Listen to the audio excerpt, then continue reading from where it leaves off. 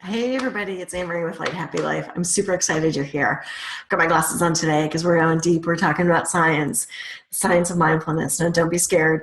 So the way that I'm presenting it is super simple. I always tell you, of course, whenever you want to learn about anything science related, anything technical within your body, always, always, always check with a doctor. But this is so simple. I think it's really going to be eye-opening for you. At least I know it was for me.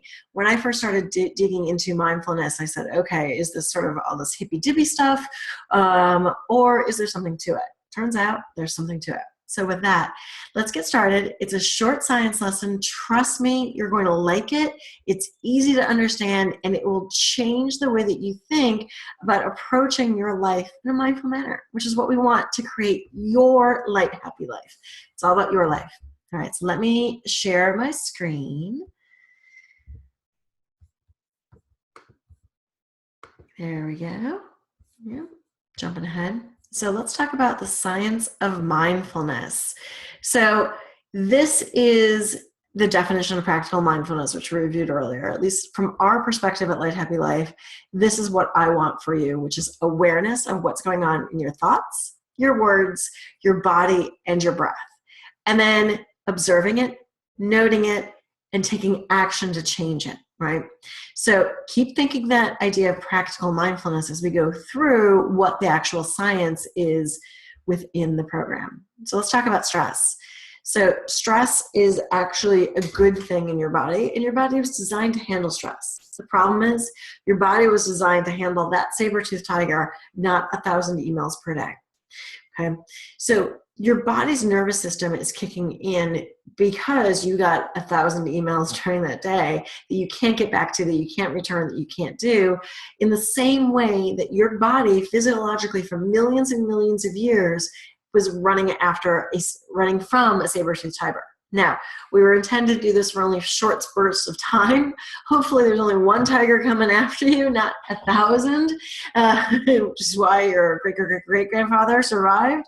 But the problem is that your body is in that stress situation because it thinks that each one of those emails is a saber-toothed tiger. So you're now in a state of chronic stress, which is when you hear doctors talk about chronic stress, heart disease, everything from joints and pains and everything else that is stress related, always check with your doctor, but it's because you're in this state of chronic stress. I'm going to talk about it in two specific areas today. Don't worry, super simple, really easy ways to remember it. First, I'm going to talk about your nervous system. So there's a couple of parts to your nervous system, to put it mildly. One of your parts is your autonomic nervous system, stuff that happens that you don't really think about it, right? So right now I'm blinking my eyes. Let's see, my muscles are moving, my skin is fine. Like, it's a little chilly here, but I'm not doing anything, right? So, but if I were sweating, my skin sweats. I don't tell my body to perspire because I'm too hot, right? These are things that you generally can't take control over, with one exception, your breath. So there's two sides to this part of your nervous system. There's fight or flight and rest and digest. So fight or flight is just that. It's exactly, there's a tiger coming after me. What do I do? Your senses are alert. Your pupils are expanded. You're taking fast, shallow breaths. Your heart is pumping. Your gut becomes inactive because all of your energy is going to your survival mode. So that's fight or flight. The other side of the coin, because of course God made us in balance, is to have rest and digest, is to have a time where you can relax, where your pupils shrink, you have slow, deep breaths, your heart slows, your gut becomes inactive, you're able to digest your food, it needs time to digest, all of that. Challenge is, again, you're living most of your day-to-day in your fight or flight, right? With a to-do list that's a mile long, with everything that you have to do. And the only time you might be getting into rest and digest is when you make an appointment for massage or take a yoga class. Can't do that. It's not sustainable. You need to figure out, how do we balance the two? Within your nervous system, the only action that you can take control of is your breath. So we'll talk more about that in another video. Let's stick with the science, because now we're going into your brain. So simple way to think of this is your brain is basically a monkey brain to start, right? It's all about, what do I eat? Who's coming my way? Who's entering into my banana tree? Who is, what's going next? When do I need to clean myself? What do I need to do? Those sort of basic functions that we all have. Well, that's your monkey brain. You can put your hand back here because that's literally where it is. I'll talk more about that in a minute. But then there's also your human brain. What makes you able to have connections with other humans? What makes you able to think about things? What makes you able to be rational, to have reasoning, right? So no better example than the human brain than dinner at Downton Abbey. So all credit to PBS here. It's all an idea of, how do you actually have a conversation? How are you thoughtful? What is engaged? What is your human brain? And so to keep this really simple, like your monkey brain takes over when you're in fight or flight, right? If you're chasing that tiger, so to give it the animal adjectives, but you keep chasing with that tiger, it's all about what's going next. What do I have to eat? Where do I have to go? How do I fight? How do I move? What do I do? And when you're in your human brain, generally it's when you're more calm. So when your rest and digest part of your nervous system takes over. Now, a little bit more on your brain, because there really is science behind this besides pictures of monkeys in Downton Abbey.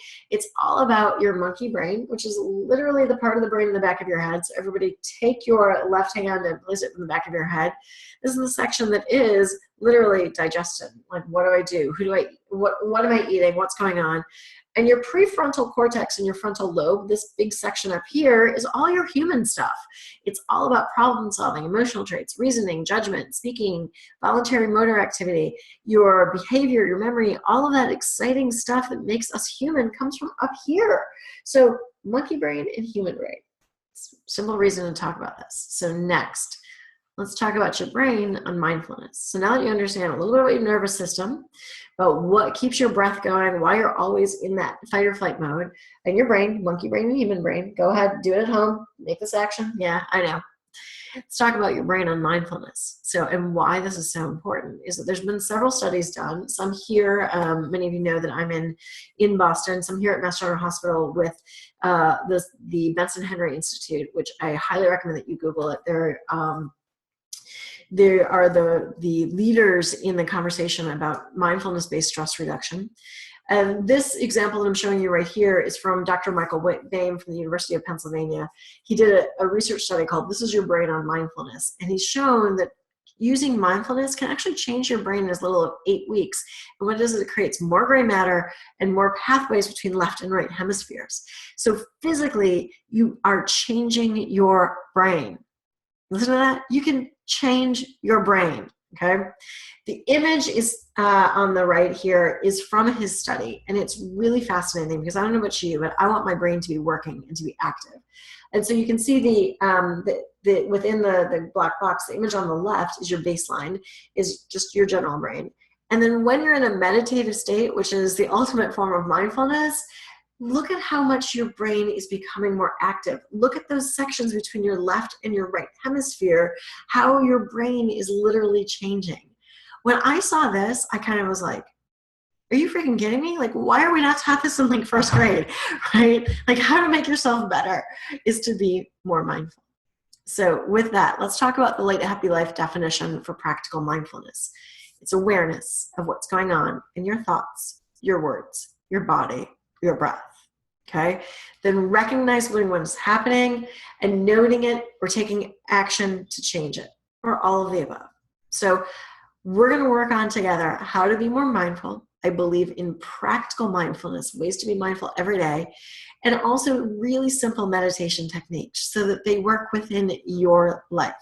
This is about your light, happy life. I'm Anne-Marie, and I can't wait to see you on the next part of our journey for your light, happy life. All right, have a great and light, happy day. Bye.